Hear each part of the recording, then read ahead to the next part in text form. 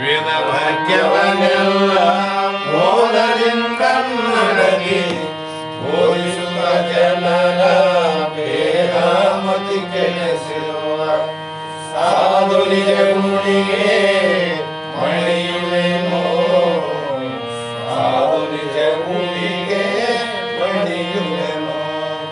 ನಿಜವನ್ನರಿಸುವ ಶ್ರೀ ನಿಜ ಗುಣಿಯ ಗ್ರಂಥನು ನಿಜವಾಗಿ ಕೇಳಿ ನಿಜದೋರ್ಮನ ಮೊಳಗಿಸುವ ಸುಜನರಿಗೆ ನಿತ್ಯ ನಮಿಸುವೆನೋ, ಸುಜನರಿಗೆ ನಿತ್ಯ ನಮಿಸುವೆನೋ. ಭಕ್ತ ಜೀವರಿಗೆಲ್ಲ ಅದ್ವೈತ ಬೋಧಾಗಿ ಸುತ್ತರನ್ನಾಗಿ ಕೈದ ಶ್ರೀ ಜಗಸಿದ್ಧ ಸಿದ್ಧರುಡರಿಗೆ ನತನಕ್ಕೆ, ಸಿದ್ಧರುಡರಿಗೆ ನತನಕ್ಕೆ. ಬಹಳ ಬಲ ವೇದಾಂತಕ್ಕೆ ಸರಿ ಬಾಳ ಗರ್ಜನೆ ಕೇಳುವ ತನಕ ಬಾಳ ಕೂಗುತ್ತಲಿಪ್ಪವೇ ಶಾಸ್ತ್ರವೆಂಬುವ ನರಿಗಳು.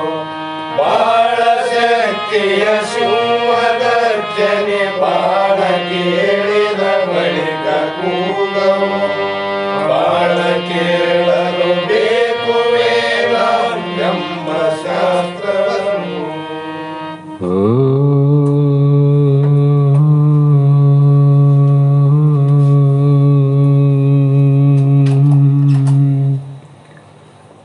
ಗುರು ಬ್ರಹ್ಮ ಗುರು ವಿಷ್ಣು ಗುರುದೇವೋ ಮಹೇಶ್ವರ, ಗುರು ಸಾಕ್ಷಾತ್ ಪರಬ್ರಹ್ಮ ತಸ್ಮೈ ಶ್ರೀ ಗುರವೇ ನಮಃ. ಸಿದ್ಧ ಸದ್ಗುರುಪಾದಾಬ್ಜಂ ಜನನೀ ಜನಕಸ್ತತ ತತ್ವೋಪದೇಶಕರ್ತಾರಂ ನತ್ವಾ ಭಕ್ತಿಪುರಸ್ವರಂ. ಜಗದಾದಿ ಜಗದ್ಗುರು ಸಿದ್ಧಾರೂಢ ಮಹಾಸ್ವಾಮಿಗಳ ಶ್ರೀಪಾದ ಪದ್ಮಗಳಿಗೂ, ಆರೂಢ ಜ್ಯೋತಿ ಶಿವಪುತ್ರ ಮಹಾಸ್ವಾಮಿಗಳ ಶ್ರೀಪಾದಗಳಿಗೂ, ಶ್ರೋತ್ರಿಯ ಬ್ರಹ್ಮನಿಷ್ಠ ಬ್ರಹ್ಮಲೀನ ಬಸವಾನಂದರ ಚರಣ ಕಮಲಗಳಿಗೂ ದೀರ್ಘ ದಂಡ ಪ್ರಣಾಮಗಳನ್ನು ಸಮರ್ಪಿಸುತ್ತ, ಸದ್ಗುರು ಸಿದ್ಧಲಿಂಗಪ್ಪ ತಾತ ಕಪಗಲ್ ಇವರನ್ನು ಮನದೋಳು ಧ್ಯಾನಿಸುತ್ತ, ತಮ್ಮೆಲ್ಲರಿಗೂ ವಂದಿಸುತ್ತ, ಈ ದಿನ ಶ್ರೀಮನ್ ನಿಜಗುಣ ಯೋಗಿಗಳು ರಚಿಸಿದಂಥ ಪರಮ ಅನುಭವ ಬೋಧೆ ಎನ್ನುವ ಗ್ರಂಥದ 4ನೆಯ ಸಂಧಿಯ 8ನೆಯ ಸೂತ್ರದ 2ನೆಯ ನುಡಿ ಇಂದಿನ ಆಧಾರದ ವಿಷಯವಾಗಿದ್ದು, ಈ ಸೂತ್ರದಲ್ಲಿ ವರ ಜಾಗ್ರದಾದಿ 4 ಅವಸ್ಥೆಗಳು ಆತ್ಮನ ಇರವೇ ತೂರ್ಯಾತೀತ, ಅದು ನೋಡು ಅಂತ ಇಲ್ಲಿ ಮಹಾತ್ಮರು ನಿನ್ನ ಸ್ವರೂಪ ಯಾವುದು ಅಂದರೆ ಅದು ತುರ್ಯಾತೀತ, ಅದನ್ನು ನೀನು ನೋಡು ಅಂದರೆ ಅನುಭವವನ್ನು ಮಾಡು ಅಂತ. ನೋಡಕ್ಕೆ ಬರ್ತದೇನದು, ಅನುಭವ ಮಾಡು. ಯಾಕಂದರೆ ಇಲ್ಲಿವರೆಗೂ ಎಲ್ಲ ಮಾನವರಿಗೂ ಜಾಗ್ರ ಸ್ವಪ್ನ ಸುಸುಪ್ತಿ ಎನ್ನುವಂಥ 3 ಅಜ್ಞಾನದ ಅವಸ್ಥೆಗಳು ಎಲ್ಲರಿಗುಂಟು. ಇವು ಬಹಿರಂಗದ ಅವಸ್ಥೆಗಳ ವಿನಃ ಅಂತರ್ಮುಖವಾದ ಅವಸ್ಥೆಗಳು ಅಲ್ಲ. ಅದಕ್ಕಾಗಿ ಅಜ್ಞಾನಿಗಾಗಲಿ, ಕಳ್ಳನಿಗಾಗಲಿ, ಸುಳ್ಳನಿಗಾಗಲಿ, ಭಿಕ್ಷುಕನಿಗಾಗಲಿ, ಶ್ರೀಮಂತನಿಗಾಗಲಿ ಪ್ರತಿದಿನದಲ್ಲಿ ಈ 3 ಅವಸ್ಥೆಗಳು ಬಂದು ಹೋಗ್ತವೆ. ಈ ಅವಸ್ಥೆಗಳ ಅನುಭವ ನಮಗುಂಟು, ಇಲ್ಲಂತಲ್ಲ. ಆದರೆ ಗುರುಶಾಸ್ತ್ರಾದಿಗಳಿಂದ ಆ ಆತ್ಮ ಸ್ವರೂಪದಿಂದ ನಿನ್ನ ಒಳಗೆ ನೀ ನೋಡು. ಎಲ್ಲಿ? ನಿನ್ನ ಒಳಗೆ ನೀನು ನೋಡಿದರೆ ಅವು ಜಾಗ್ರ, ಹೆಂಗ ವರ ಜಾಗ್ರ, ವರ ಸ್ವಪ್ನ, ವರ ಸುಸುಪ್ತಿ, ತುರ್ಯಾತೀತ ಅದು ನೋಡು ಅನ್ನುವಂಥ ಅವಸ್ಥೆಗಳನ್ನು ಇಲ್ಲಿ 4 ಹೇಳ್ತಾ ಬರ್ತಾರೆ. ಇವು ಅರಿವಿನ ಅವಸ್ಥೆಗಳೇ ವಿನಃ ಮರವಿನ ಅವಸ್ಥೆಗಳಲ್ಲ. ಅರಿವಿನಿಂದ ಬಂದಂಥ ಅವಸ್ಥೆ, ಜ್ಞಾನದಿಂದ ಪ್ರಾಪ್ತಿಯಾದಂಥ ಅವಸ್ಥೆ. ಅದಕ್ಕಾಗಿ ಇವು ಸದ್ರೂಪ ಲಕ್ಷಣದಿಂದ ಕೂಡಿದ ಜಾಗೃತ ಅವಸ್ಥೆಗಳಂತಾರೆ. ಸದ್ರೂಪ ಅಂದ್ರೆ ಸದಾದಿ ಲಕ್ಷಣಗಳಿಂದ ಕೂಡಿವು. ಅರಿಯೇ ನಾನು ಎನ್ನ ಎಂಬ ಅರಿವು ತಾನೆಂದು ಅದನ್ನು ಉರೇ ಮರೆಯದೆ ಸತ್ಯಗತಿಯಿಂದೇ ಅರಿಯೇ ಜಾಗರಣ ಅದು ಎನಿಪದು ಎಂದು ಅಬಲೆ ನೀನು ಅರಿ ಚೇತನ ಅಂತರ್ಮುಖದಳು ಅಂದ್ರು.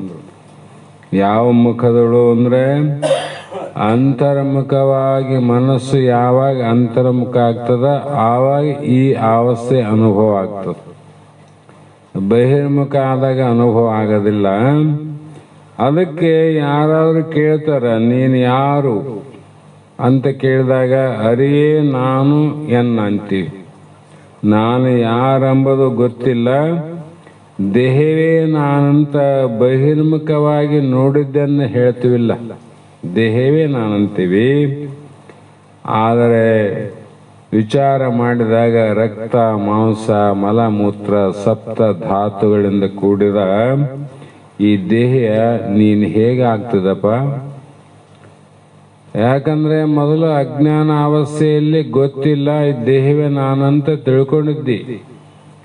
ಜ್ಞಾನಾವಸ್ಥೆಯಲ್ಲಿ ಈಗ ಗುರುಶಾಸ್ತ್ರಾದಿಗಳಿಂದ ದೇಹ ನೀನೆಲ್ಲ, ಆತ್ಮನೇ ನೀನಂತ ತಿಳ್ಕೊಂಡಿದ್ದಿ. ತಿಳಿದ ಮೇಲೆ ಮತ್ತೆ ನೀನು ಯಾರು ಅಂತ ಕೇಳಿದಾಗ ಈ ದೇಹವನ್ನ ಅರಿಯುವಂತ ನಾನು ಬೇರೆ ಇರುವೆ ಅಂತ ಯಾವಾಗ ನಿನಗೆ ಬಂತು ಅಂದ್ರೆ ಅದು ವರಜಾಗ್ರ, ಎದ್ದನ ಮನುಷ್ಯ ಅಂತ. ಇಲ್ಲಂದ್ರೆ ಎಲ್ಲಿ ಬಿದ್ದಾನ? ಅಜ್ಞಾನದಲ್ಲಿ ಬಿದ್ದಾನ. ಈಗ ಅಜ್ಞಾನದಿಂದ ಎದ್ದೇಳಕತ್ತಾನ, ಇನ್ನ ಪೂರ್ತಿ ಎದ್ದು ನಿಂತಿಲ್ಲ, ಹೇಳುವ ಪ್ರಯತ್ನ ಮಾಡ್ತಾನ. ಹೀಗೆ ಅವನು ಅಜ್ಞಾನಕ್ಕೆ ತಾನು ಆಶ್ರಯವಾಗಿನೇ ಇರುವಂತ ತನ್ನ ಜ್ಞಾನದಿಂದ ತಿಳಿದ ಹೇಳಬೇಕಾಗ್ತದಲ್ಲ. ದೇಹ ನಾನಂತ ಮೊದಲು ತಿಳಿದ ಹೇಳನ, ಈ ರಕ್ತ ಮಾಂಸದ ದೇಹ ನಾನಲ್ಲ ಅಂತ ತಿಳಿದ ಹೇಳ್ತಾನಂದ್ರೆ ಅವನು ಹೆಂಗಾಗದ ಅಂದ್ರೆ ಕತ್ತಲೆಯಲ್ಲಿ ಏನನ್ನ ಕೇಳಿದ್ರೆ ಏನು ಕಾಣೋದಿಲ್ಲ ಅಂತ ಹೇಳ್ತಾನೆ. ಕತ್ತಲದಪ್ಪ ಏನು ಕಾಣಂಗಿಲ್ಲ, ಮುಂಜಾನೆ ಹೋಗ್ತಂತಾನ. ಏನು ಕಾಣಲಾರ್ದಂಗ ಮಾಡಿದ ಕತ್ತಲೆಯನ್ನ ತಿಳಿದು ಹೇಳ್ತದ್ದೋ ತಿಳಿಲಾರ್ದ ಹೇಳ್ತದ್ದೋ? ತಿಳಿದ ಹೇಳ್ತದಂದ್ರೆ ಕತ್ತಲೆಗೂ ಮತ್ತು ಬೆಳಕಿಗೂ ನೀನು ಬೇರೆಯಾಗಿ ಇದ್ದಿ. ಅದರಂತೆ ಅಜ್ಞಾನ ಅವಸ್ಥೆಯ ದೇಹ ನಾನೆಂಬ, ಜ್ಞಾನಾವಸ್ಥೆಯ ದೇಹ ನಾನಲ್ಲ ಅನ್ನುವಂಥ ವಿಚಾರವನ್ನ ನೀ ತಿಳಿದೇ ಹೇಳ್ತಿದ್ದಿ ಅಂತ ತಿಳ್ಕೊ. ಅದಕ್ಕೆ ಅಜ್ಞಾನಕ್ಕೆ ನೀನು ಸಾಕ್ಷ್ಯ ಅಂತ ಅರ್ಥ ಆಯ್ತಲ್ಲ. ಕತ್ತಲಿಗೆ ನಿನ್ನ ಕಣ್ಣು ಸಾಕ್ಷಿ ಇಲ್ಲ. ಇನ್ನು ಬೇರೆ ಕಣ್ಣಿನಿಂದ ಕತ್ತಲು, ಮತ್ತೊಂದು ಕಣ್ಣಿನಿಂದ ಬೆಳಕು ನೋಡುತ್ತೇನು? ಕತ್ತಲಿಗೆ ಕಣ್ಣೇ ಸಾಕ್ಷಿ. ಅದರಂತೆ ಅಜ್ಞಾನಕ್ಕೆ ನಿನ್ನ ಜ್ಞಾನವೇ ಅದಕ್ಕೆ ಸಾಕ್ಷಿಯಾಗಿದ್ದು, ಆ ಅಜ್ಞಾನವನ್ನು ತಿಳಿದು ನೀ ಹೇಳ್ತಿದ್ದಂದ ಮೇಲೆ ಅಜ್ಞಾನಕ್ಕಿಂತ ನಾನು ಬೇರೆಯಾಗಿ ಇದ್ದೇನೆ ಅನ್ನುವಂಥ ಸ್ವಸ್ವರೂಪ ಜ್ಞಾನ ನಿನಗೆ ಅಂತರ್ಮುಖ ಆಯಿತು ಅಂದ್ರೆ ಇದಕ್ಕೆ ವರಜಾಗ್ರ ಅಂತಾರ. ಯಾವುದಕ್ಕಂದ್ರು ಇದಕ್ಕೆ ವರಜಾಗ್ರ. ಎದ್ದಾನ ಪ್ರಪಂಚದ ಅವಸ್ಥೆಯಲ್ಲಿ ಎದ್ದವನಲ್ಲ, ಜ್ಞಾನ ಅವಸ್ಥೆಯಲ್ಲಿ ಎದ್ದಾನು, ಆಧ್ಯಾತ್ಮದಲ್ಲಿ ಎದ್ದಾನೆ ಇವನು. ಹಾಗೆ ಮತ್ತು ಸದ್ರೂಪ ಲಕ್ಷಣ ಹೇಳಿದ್ರು, ಇದ್ದೆಲ್ಲ ನೀನು. ಮತ್ತೆ ಚಿದ್ರೂಪ ಲಕ್ಷಣ ಹೇಳ್ತಾರೆ, 5 ಹೇಳ್ಬೇಕಲ್ಲ.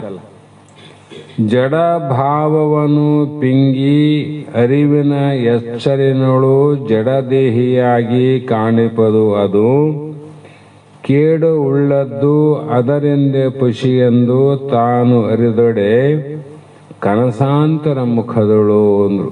ಇದೇ ಸ್ವಪ್ನ ಅಂದ್ರು. ಯಾವ ಸ್ವಪ್ನ? ವರ ಸ್ವಪ್ನ. ಹೇಗೆಂದ್ರೆ ಜಡ ಭಾವವನ್ನು ನೀಗೆ ಅಂದ್ರೆ ಬಿಟ್ಟು, ಜಡ ಯಾವುದಾದ ದೇಹ ಅನ್ನುವಂಥದ್ದು ಮೊದಲುಗೊಂಡು ಜ್ಞಾನವನ್ನು ಬಿಟ್ಟರೆ ಉಳಿದೆಲ್ಲ ತತ್ವಗಳು ಜಡಾವ. ಜ್ಞಾನವನ್ನು ಬಿಟ್ಟರೆ ಎಲ್ಲ ಜಡ. ಕರ್ಮೇಂದ್ರಿಯ ಜಡ, ಜ್ಞಾನೇಂದ್ರಿಯ ಜಡ, ಪಂಚ ಪ್ರಾಣಗಳು ಜಡ. ಇವಕ್ಕೆ ಚೇತನ ಅದೇನು ಇಲ್ಲ ಅಂದಾಗ ಇವುಗಳನ್ನು ಅರಿಯುವಂತ ನೀನು ಜಡ ಅಲ್ಲ ಅಂದ್ರೆ ಅಜಡಲ್ಲ ನೀನು. ಅಂದ್ರೆ ಜಡ ಭಾವಕ್ಕೆ ವಿರುದ್ಧವಾಗಿ ಅಜಡನಿದ್ದಿ. ಕತ್ತಲೆಗೆ ಬೆಳಕು ಒಯ್ದಿದ್ದಂತೆ ಜಡ ಜಗತ್ತಿಗೆ ಅಜಡವಾಗಿ ನೀನು ಇದ್ದಿ ಅಂತ ತಿಳಿದು ಅದು ಜಾಗ್ರಾವಸ್ಥೆ ಅಂತ ಹೇಳಿ ಇಂಥ ಅಜಡ ರೂಪನಾಗಿ ಕಾಣುವುದು ಕೂಡ ನೀನು ಕಂಡ ಹೇಳ್ದಿಲ್ಲ. ನಾನು ಅಜಡ ಅಂತ ನೀ ತಿಳಿದ ಹೇಳ್ತಲ್ಲ. ತಿಳಿದ ಹೇಳ್ತಿದ್ದಂದ್ರೆ ಈಗ ಮೊದಲು ಜಾಗ್ರಾವಸ್ಥೆ, ಜ್ಞಾನದ ಜಾಗ್ರಾವಸ್ಥೆಯನ್ನು ತಿಳಿದ ಹೇಳಿದ್ದು, ತಿಳಿಯದ ಹೇಳಿದ್ದು. ತಿಳಿದೇ ಹೇಳ್ತೇನೆಂದ್ರೆ ಇದಕ್ಕಿಂತ ನೀನು ಮತ್ತೆ ಒಳಗೆ ಹೋದಾಗ ಮತ್ತೆ ನೀನು ಬೇರೆ ಇದ್ದಿ. ಜಾಗ್ರಾವಸ್ಥೆ ಹೋದ ಮೇಲೆ ಸ್ವಪ್ನಾವಸ್ಥೆ ಬಂದಂಗ ವರಜಾಗ್ರ ಹೋಗಿ ವರ ಸ್ವಪ್ನಾವಸ್ಥೆ ಬಂದಂಗ ಅಂತ ತಿಳ್ಕೊ. ಅದನ್ನು ಕೂಡ ತಿಳಿತಿದ್ದಲ್ಲೇನು. ಹಾಗೆ ಈ ಅವಸ್ಥೆ ಏನದಂದ್ರೆ ಸುಳ್ಳಾಗಿದೆ. ಹಾಗೆ ಅಜಡದೇಹಿಯಾಗಿ ಕಾಣಿಸುವುದು ಯಾಕೆ ಸುಳ್ಳಾಗುವುದು ಎಂದರೆ ಅದು ಜಡವಾದ ದೃಶ್ಯತ್ವವು ಎಲ್ಲಿಯವರೆಗೂ ಉಂಟು. ದೃಶ್ಯ ದೃಕ್ ಅಂತೀವಲ್ಲ. ಎಲ್ಲಿವರೆಗೂ ದೃಶ್ಯವಾಗಿ ಏನೇನು ಕಾಣ್ತದ ಅದೆಲ್ಲ ಜಡ ಅಂತ ತಿಳ್ಕೊ. ಮನಸ್ಸು ಜಡಾದ, ಬುದ್ಧಿ ಜಡಾದ, ಅಹಂಕಾರ ಜಡಾದ. ಅದಕ್ಕಿಂತ ಹಿಂದೆ ಹೋದರೆ ಪಂಚಮಹಾಭೂತಗಳು ಜಡಾವ, ತ್ರಿಗುಣ ಅಹಂಕಾರ ಜಡಾವ. ಮತ್ತೆ ಅದಕ್ಕ ಕಾರಣವಾಗಿರ್ತಕ್ಕಂಥ ಎಲ್ಲ ಮಾಯೆ ಕೂಡ ಜಡ. ಅದಂದ್ರೆ ಮಾಯೆಯನ್ನ ಮೊದಲುಗೊಂಡು ಈ ಮಾಯಾಜಾಲ ಎಣೆದಂಥ ಪಂಚ ವಿಷಯಗಳಿಂದ ಕೂಡ ಜಗತ್ತನ್ನ ನೀನು ನೋಡ್ತಿದ್ದಂದ್ರೆ ಇವೆಲ್ಲವೂ ಸುಳ್ಳು ಅಂದ್ರು ನೋಡು. ಎಲ್ಲವೂ ಸುಳ್ಳೆ. ಹಾಗಾಗಿ ಎಲ್ಲಿವರೆಗೂ ದೃಶ್ಯತ್ವ ಉಂಟು ಅಲ್ಲಿಗೆ ದೃಕ್ಕತ್ವ ಇರ್ತದ. ಎಲ್ಲಿವರೆಗೂ ಪುತ್ರ ನ್ಯಾಯದಂತೆ ಕೇಳಿರಲ್ಲ, ಅದು ಅಲ್ಲಿ ಮಗ ಇರತನ ತಂದೆ, ತಂದೆ ಇರತನ ಮಗ. ಹೀಗೆ ಇವೆಲ್ಲವೂ ಅನಿತ್ಯ ನೋಡ್ರಿ. ಮಗನೂ ಅನಿತ್ಯ, ತಂದೆನೂ ಅನಿತ್ಯ. ಇರತಾನ ಮಗ ಇರತಾನ ತಂದೆ ಅನಿಸ್ಕೊಂಡ, ತಂದೆ ಇರತಾನ ಮಗ ಅನಿಸ್ಕೊಂಡ. ಮಗನೂ ಸುಳ್ಳೆ, ತಂದೆನೂ ಸುಳ್ಳೆ. ಅದರಂತೆ ಜಡವಾದದ್ದು ಸುಳ್ಳೆ. ಜಡವನ್ನು ತಿಳಿಯುವಂತ ಅಜಡವಾದ ಅದು ಕೂಡ ಸುಳ್ಳೆ. ಅದಕ್ಕೆ ವರ ಸ್ವಪ್ನ ಅಂತ ತಿಳ್ಕೊ. ಮತ್ತೆ ಇನ್ನೊಂದು ಯಾವುದು ಅಂದರೆ ಮರೆವೆಯಿಂದ ಎಚ್ಚರಾದ ಅರಿವನು ಪುಷಿಯನೆ ಅರಿ ಜಾಗರಣ ಕನಸುಗಳವು ನೆರೆ ತೋರದ ಆನಂದ ಪದವದು ಸುಪ್ತಿ ಎಂದು ಉರೇ ನಂಬು ನೀನು ಅಂಬುಜಾನನೆ ಅಂತ ಮಹಾತ್ಮ ಹೇಳ್ತಾರೆ. ಕಮಲದಂತ ಮುಖವುಳ್ಳಂತ ಹೇ ಮೈತ್ರಾದೇವಿ ಸ್ತ್ರೀಯಳೇ, ಮರೆವೆಯನ್ನು ಅಂದ್ರೆ ಮರೆವೆ ಅಂದ್ರೆ ಅಜ್ಞಾನ, ಅಜ್ಞಾನವನ್ನ ಅರಿತೀವಿ ಅಂದ್ರೆ ಅದು ಜಾಗ್ರಲ್ಲ, ಎಚ್ಚರ ಅಂತ ಅರ್ಥ. ಮತ್ತೆ ಹಾಗೆ ಎಚ್ಚರವನ್ನ ತಿಳಿದಂಥದ್ದು ಕೂಡ ಮಿಥ್ಯ ಅಲ್ಲ. ಸಾಮಾನ್ಯ ಪ್ರಪಂಚ ದೃಷ್ಟಿಯನ್ನು ನೋಡಮ್ಮ. ನಾವು ಈಗ ಜಾಗ್ರಾವಸ್ಥೆಗೀವಿ, ಸ್ವಲ್ಪ ಹೊತ್ತಿಗೆ ಸ್ವಪ್ನಾವಸ್ಥೆಗೆ ಹೋಗ್ತೀವಿ, ಸ್ವಪ್ನಾವಸ್ಥೆಗೆ ಇರ್ತೀವೇನು, ಮತ್ತೆ ಸುಸುಪ್ತಾವಸ್ಥೆ, ಸುಸುಪ್ತಾವಸ್ಥೆಗಾದ್ರೂ ಇರ್ತೀವೇನು. ಮತ್ತೆ ಎಲ್ಲ ಕಡೆ ಓಡಾಡಿ ಬಂದು ಜಾಗೃತದಾಗ ಆನಂದ ಆಗಿಲ್ಲ, ಸ್ವಪ್ನದಾಗ ಆನಂದ ಆಗಿಲ್ಲ, ನಿದ್ರೆಗೆ ಆನಂದ ಆಗ್ಯದಲ್ಲ, ಅದನ್ನಾದ್ರೆ ಯಾಕೆ ಬಿಟ್ಟು ಬಂದು? ನಾವೆಲ್ಲರೂ ಬಯಸೋದು ಆನಂದ ಅಲ್ಲ. ಎಂಥ ಕಠಿಣ ಪ್ರಸಂಗ ಬಂದರೂ ಕೂಡ ಎದ್ದು ಬರಬಾರ್ದು ಆನಂದ ಬಿಟ್ಟು. ನಾ ಬರೋದಲ್ಲ ಹೋಗನ್ಬೇಕು, ಆದರೂ ಕೂಡ ಬರ್ತೀವಿ. ಯಾಕೆ ಬರ್ತೀವಿ? ಅದು ಕೂಡ ನಮ್ಮ ನಿಜವಾದ ಆನಂದ ಅಲ್ಲ, ಅವಸ್ಥೆಯಿಂದ ಆನಂದ ಬಂದದ, ಉಪಾಧಿ ಆನಂದದು. ಅಂದ್ರೆ ಇದು ಸುಳ್ಳಂತ ಅರ್ಥ ಆಯ್ತಿಲ್ಲ. ಅದೇ ರೀತಿ ವರಜಾಗ್ರ, ವರ ಸ್ವಪ್ನ, ವರ ಸುಪ್ತಿಗಳು ಕೂಡ ಸುಳ್ಳೇವು. ಅಲ್ಲಿ ವೃತ್ತಿ ಏನದ, ಉಪಾಧಿ ಅವಸ್ಥೆಯಿಂದ ಬಂದಂತ ಆನಂದಗಳು, ಸುಖಗಳು. ಆದರೆ ಸ್ವಪ್ನಾವಸ್ಥೆ ಎಂದು ಜಾಗ್ರಾವಸ್ಥೆಗಳು ಎರಡೂ ತೋರದೆ ಹೋಗಲು, ಎರಡೂ ಕಾಣಲಾರದು ಇರೋದು ಯಾವುದು? ನಿದ್ರಾವಸ್ಥೆ ಅಲ್ಲ. ಅದರಂತೆ ಯಾವ ಆನಂದ ಸ್ವರೂಪ ಇರಬಹುದು, ಇಲ್ಲಿ ವರಜಾಗ್ರದ ನಿದ್ರಾವಸ್ಥೆ ಅಂದ್ರೆ ನೋಡ್ರಿ, ಇದು ವರಜಾಗ್ರದ ನಿದ್ರಾವಸ್ಥೆ. ಅಲ್ಲೇನದ? ಬರೇ ಆನಂದ ಅದ. ಆನಂದ ಇಲ್ಲಿ ಆನಂದ ಬಿಟ್ಟು ಬರೋಕ್ಕಾಗಲ್ಲ. ಈ ಆನಂದಕ್ಕೆ ಹೋದಾಗ ಬಿಟ್ಟು ಬರೋದಕ್ಕೆ ಬಹಳ ಕಷ್ಟ ಆಗ್ತದೆ ಜ್ಞಾನಿಗಳಿಗೆ. ಯಾಕಂದ್ರೆ ಆಗಲಾರ್ದು, ತೋರಲಾರ್ದು, ಸಿಗಲಾರ್ದು, ಆಗ್ಯದ, ತೋರದ, ಸಿಕ್ಕದಂದಾಗ ಅದನ್ನು ಬಿಟ್ಟು ಬರೋ ಪ್ರಯತ್ನ ಮಾಡ್ತಾರೇನು? ಬರೋದಿಲ್ಲ ಅಂತ. ಹಾಗೆ ನೆನಸು, ಕನಸು, ನಿದ್ರೆ ಎಂದೆನೆಪ ಅವಸ್ಥೆಗಳು ಚೇತನ ಭಾವ ಭೇದಂಗಳಿವು. ತಾವು ಜನಿತವಾಗಿ ಪುಷಿ ತಾನೇ ನಿತ್ಯ ಆತ್ಮನಿಂದನೆ ತೂರ್ಯ ಅಂತರದೊಳಗೆ ಅದು ಒಂದು. ಇದೇನದ? ಮೊದಲೇ ಹೇಳಿದಂತ ನೆನಸು, ವರಜಾಗ್ರ, ವರ ಸ್ವಪ್ನ, ವರ ಸುಸುಪ್ತಿ ಹೇಳಿದ್ರಲ್ಲ, ಇವು ಯಾವ ಅವಸ್ಥೆಗಳು? ಚೇತನ ಭಾವಭೇದಂಗಳು ಅಂದ್ರು. ಚೇತನ ಉಪಾಧಿಯ ಭಾವ ಭೇದದಿಂದ ಆಗಿವೆ. ಭಾವದಲ್ಲಿ ಭೇದ. ಹಾಗಾಗಿ ಇವೆಲ್ಲವೂ ಮನಸ್ಸಿನ ಭೇದದ ಆಕಾರದ ಮೂಲಕ ಆಗುವಂತ ಆನಂದಗಳು. ಇಲ್ಲಿ ವೃತ್ತಿ ಆದಿನ್ನು ಅದೆಂಗ ಹೋಗ್ತದ, ಹಂಗಾದಂಗ ಆಗ್ತದ, ಮತ್ತೆ ಬಂದಂಗ ಆಗ್ತದ. ಯಾಕಂದ್ರೆ ಇವು ವೃತ್ತಿ ಮೂಲಕ ತೋರುವಂತ ಆನಂದಗಳು. ಶಾಸ್ತ್ರ ಕೇಳುವಾಗ ನಮಗೂ ನಿಮಗೂ ಆನಂದ ಆಗ್ತದೆ. ಯಾಕಾಯ್ತು ಅಂದ್ರೆ ಇಲ್ಲಿ ವೃತ್ತಿ ಅವ. ಕೇಳೋ ವೃತ್ತಿ ನಿಮ್ಮದಾದ, ಹೇಳೋ ವೃತ್ತಿ ನಮ್ಮದಾದ, ನಿಮಗೂ ಆನಂದ ಆಗ್ತದ, ನಮಗೂ ಆನಂದ ಆಗ್ತದ. ಆದ್ರೆ ಇದು ಬಿಟ್ಟ ಮೇಲೆ ಮತ್ತೆ ಹೆಚ್ಚು ಕಮ್ಮಿ ಆಗ್ತಾವ.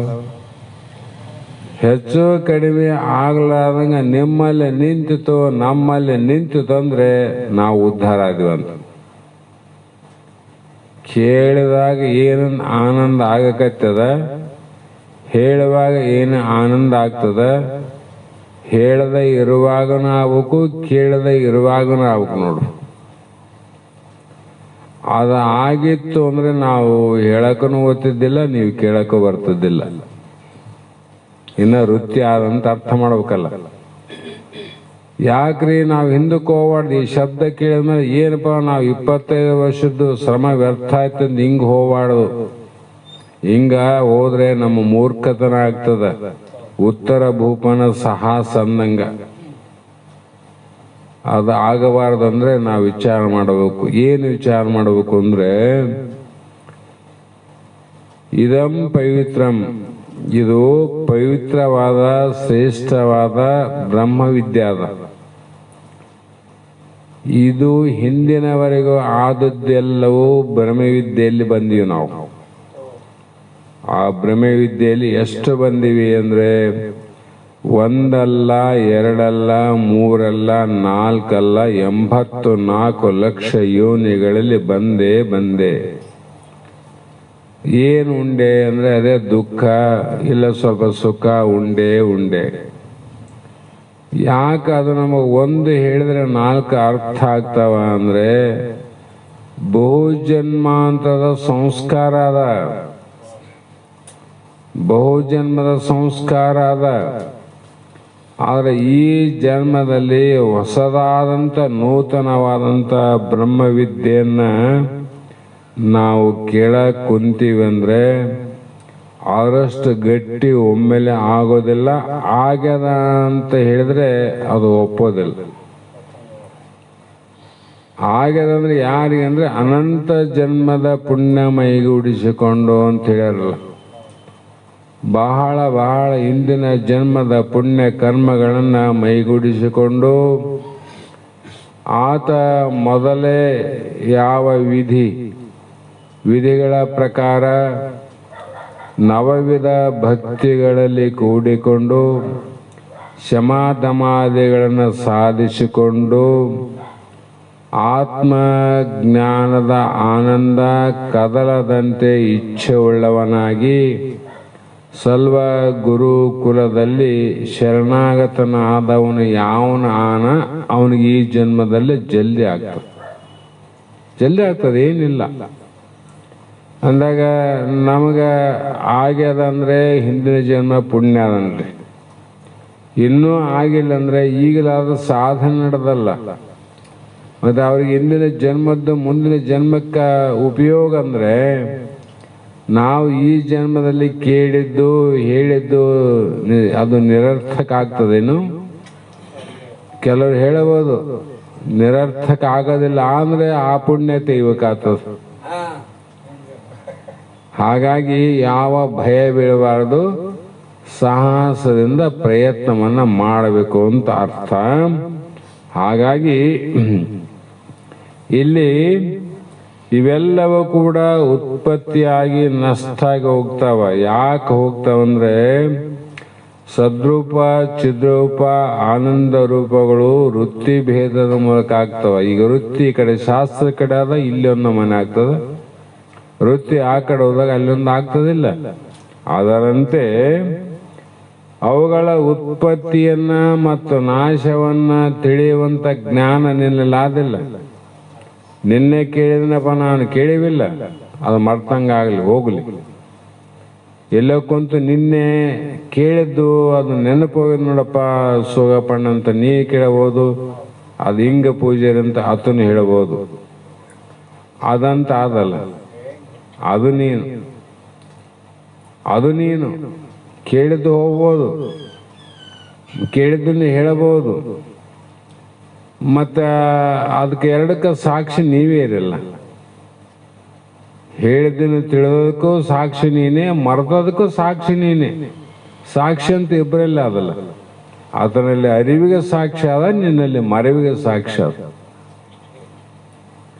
ಅದ ನಾವು ಸಾಕ್ಷಿನ ಬಿಡೋದಿದ್ರೆ ಆಯ್ತಲ್ಲ. ಅರಿವು ಮರೆವುಗಳು ತಗೊಂಡು ನಾವೇನು ಮಾಡೋದು? ಮರೆವೆ ಅರಿವೆ ಏನ್ ಮಾಡೋದು? ಸಾಕ್ಷಿ ಅಂತ ತಿಳ್ಕೊಂಬಿಟ್ರೆ ಸಾಕಲ್ಲ.